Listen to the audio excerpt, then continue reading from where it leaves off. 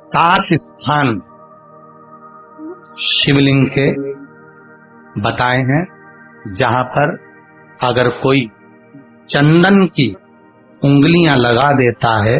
7 स्थान ऐसे हैं जहां चंदन की मात्र उंगलियां लगा देने से ही शिव पितृलोक के पितरों को मुक्ति प्रदान करके वैकुंठ लोक का निवास दे गए।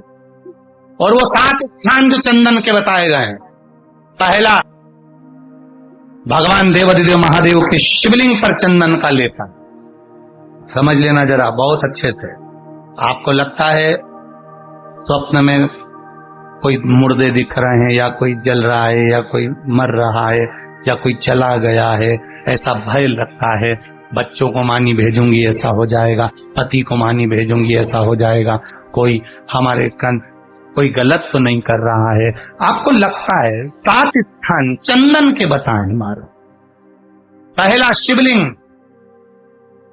दूसरा जहां गणेश जी का स्थान है वहां अलग से गणेश जी बैठे, वहां नहीं। शिवलिंग में जलाधारी के ठीक सामने राइट में गणेश, लेफ्ट में कार्तिकेय, बीच में अशोक सुंदरी।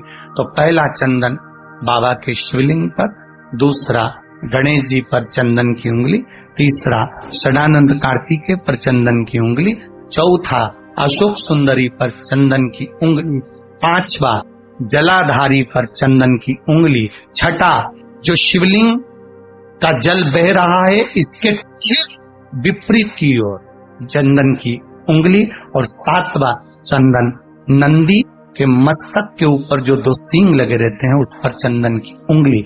ये कब लगाई जाती है? या तो अमावस्या के दिन। आपको लगता है कि हमारे पूर्वजों का उद्धार नहीं हुआ, हमारे पूर्वजों का कल्याण नहीं हुआ, कहीं अधोगति में कोई चला गया है, उसका बस एक बार, रोज नहीं जरूरत है, प्रतिदिन जरूरत ही नहीं,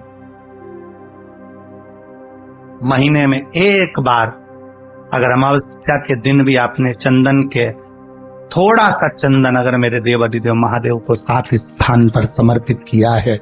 चंदन भगवान को अति प्रिय होता है और चंदन ही एक ऐसा होता है जो पितरों को भी प्रिय होता है, जिसका स्पर्श मात्र लगने से पूर्वजों का कल्याण हो जाता है।